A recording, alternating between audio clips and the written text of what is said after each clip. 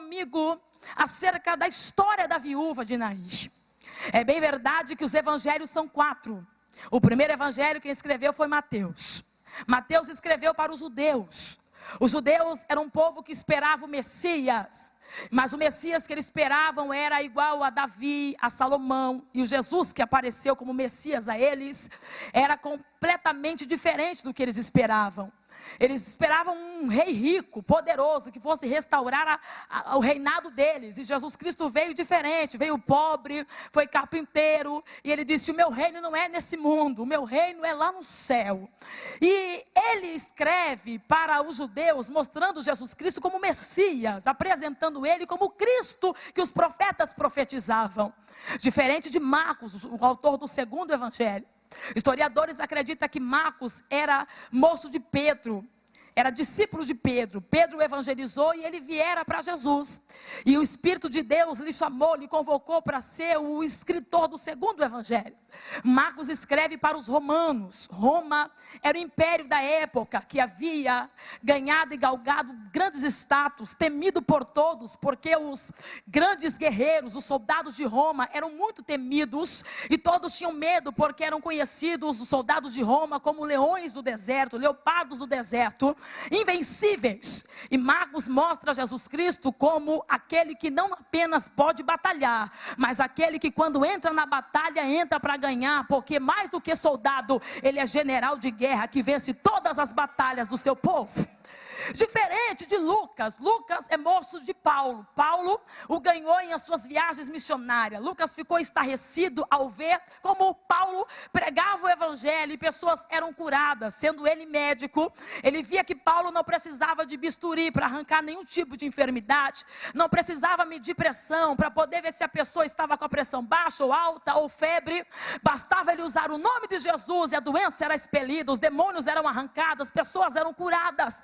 E Paulo então ganha Lucas para Cristo, e Lucas agora escreve o terceiro evangelho. Lucas escreve para os gentios, principalmente para os gregos, porque a Grécia era o povo intelectual do mundo, era o povo que cuidava do físico, da aparência, eram os homens intelectuais, inteligentes. E Lucas mostra Jesus Cristo como aquele que é sensível, não na beleza, mas no interior do homem, porque muitas vezes a aparência vai bem, mas a alma está dilacerada, o coração está dissipado.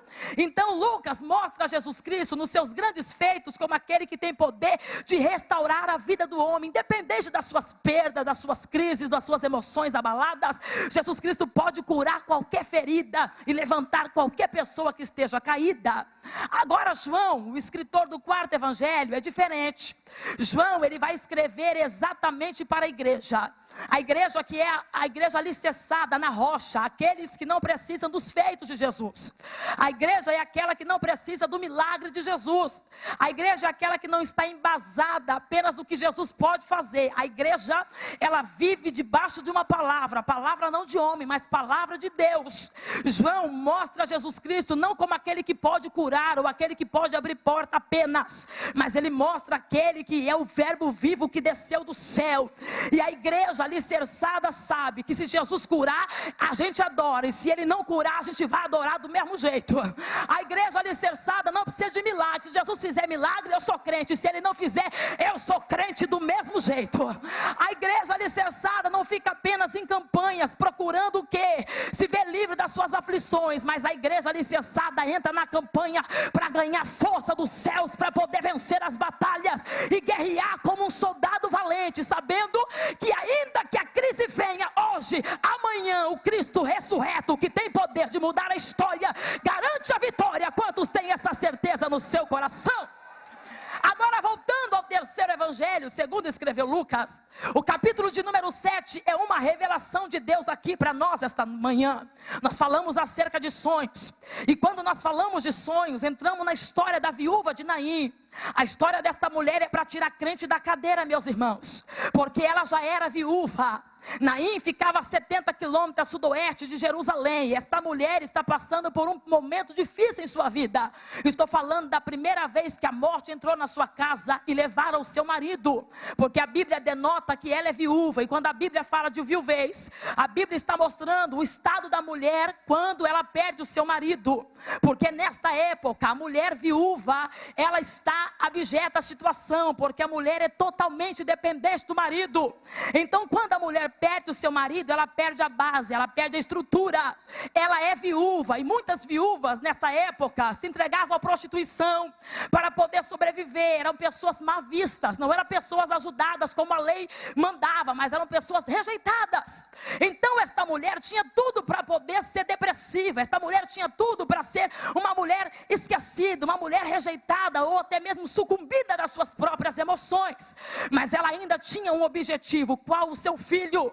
Se ela perdeu o seu marido e a vida queria que ela se afundasse no abismo, eis aí o motivo para ela lutar. Qual? O filho.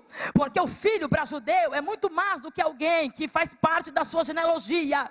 Filho para judeu é sonho. Ela coloca todas as suas expectativas no seu filho.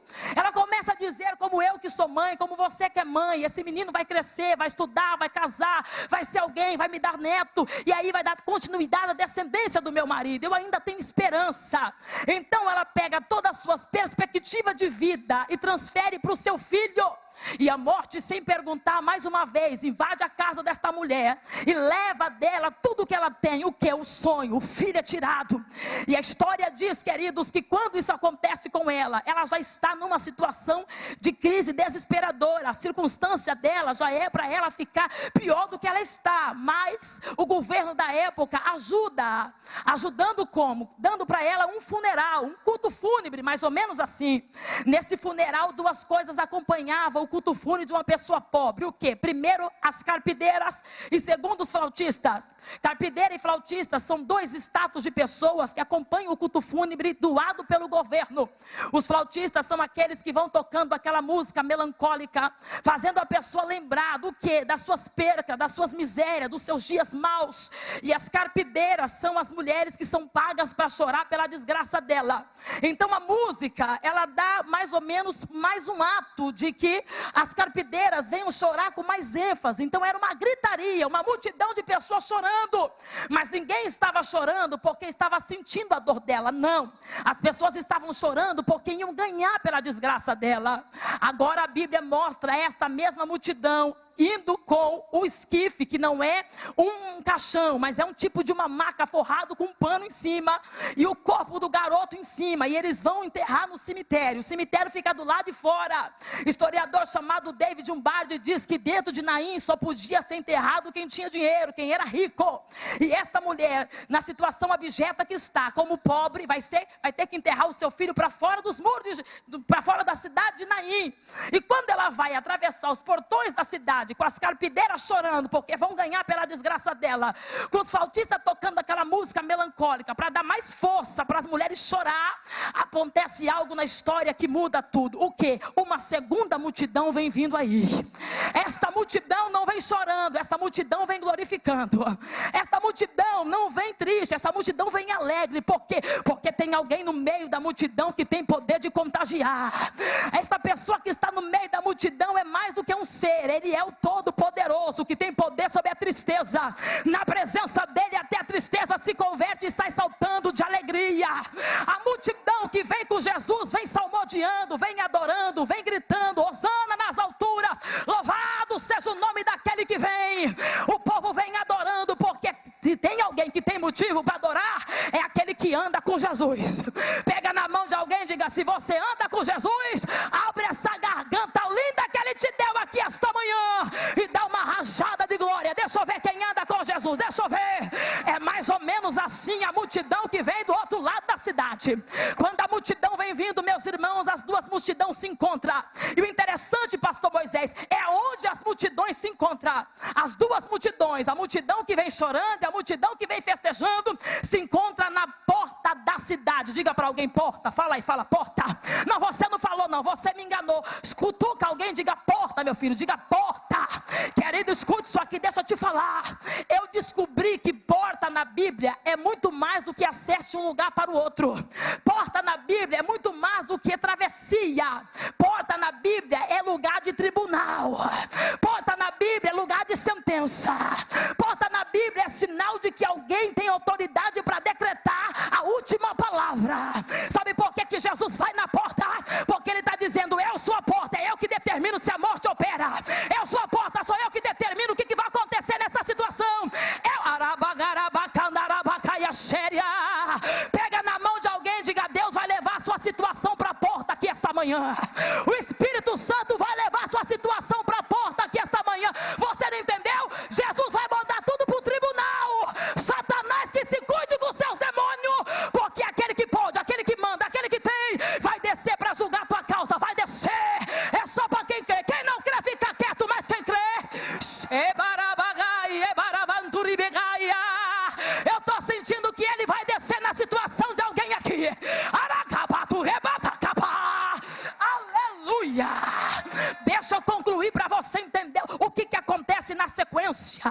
Quando as duas multidões se encontram na porta, a lei diz que quando acontece um funeral, aquele que vem festejando tem que parar de festejar. Aquele que está fazendo festa tem que parar com a festa. Aquele que está feliz tem que parar com a alegria, porque em respeito à dor de quem está perdendo. Então a multidão que vem festejando com Jesus, quando encontra com a multidão que vem com o menino morto, tem que sair da frente em sinal de respeito, missionária Vinícia, para deixar o culto fúnebre, para deixar o enterro passar. Todo mundo sai da frente. Quem está festejando para de festejar, quem está pulando para de pular, quem está gritando para de gritar. Todo mundo sai da frente para poder passar o funeral. Mas a Bíblia diz que Jesus não saiu da frente. Jesus parou no meio do funeral. Jesus parou no meio do velório. E aí a multidão parar. Eu imagino os fariseus se cutucando e dizendo: está vendo aí? Se ele fosse filho de Deus, ele saberia que ele tinha que ter respeito pela dor desta mulher. Se ele fosse filho de Deus, ele sairia da frente. Mas Jesus não está preocupado com o que fariseu está falando. Jesus não está preocupado com o que saduceu está falando. Jesus está preocupado com quem está precisando da vitória. Jesus quer saber quem precisa de um milagre. Ele vai até aquela mulher e diz para ela: não chores. Quando Jesus libera a palavra não chores, automaticamente as carpideiras começam a dizer uma para outra: epa, peraí, se essa mulher não chora, a gente não chora. E se a gente não chora, quem é que vai pagar nosso, quem é que vai pagar nosso ordenado? Eu imagino Jesus dizendo: vocês querem receber? Quero. Vai receber pela desgraça de outro, porque aqui a morte não manda mais, aqui a derrota não tem mais poder. Você não entendeu? Vou te dar um motivo para você adorar. Ele está dizendo que aquele que está recebendo pela tua desgraça vai ter que voltar, vai ter que voltar. Por quê? Porque a vitória está chegando, está chegando. Olha lá quem crê, olha lá quem pega. É só para quem crê. Recebe, toma posse, agarra.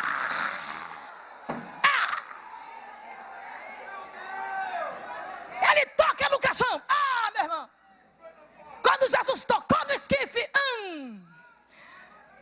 segundo a lei, quem toca no morto é considerado impuro. Os fariseus estão dizendo: olha lá, ó, tocou no morto, vai ter que ficar 7 dias para fora do arraial, tomando banho, se purificando. Por quê? Porque tocou naquilo que é imundo. Mas o que os fariseus não sabiam é que quando Jesus toca, ele não deixa do mesmo jeito. Quando ele toca para mudar. Ele tocou e liberou a palavra. Olha a palavra, ó. Eu te ordeno, levantar. Meu Deus. Ele está dizendo: ei, levanta. No mundo natural ninguém está entendendo nada. No mundo visível ninguém está compreendendo nada. No mundo físico as pessoas estão dizendo: ele é maluco, está falando com o morto. Mas Jesus não está falando no mundo físico. Jesus está falando no mundo espiritual.